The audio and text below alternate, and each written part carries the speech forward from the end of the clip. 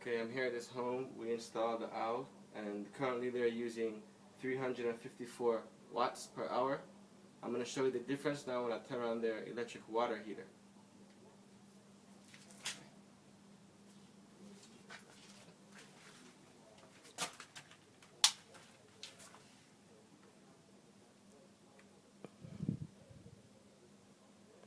Yeah, it has jumped up to 2 kilowatts,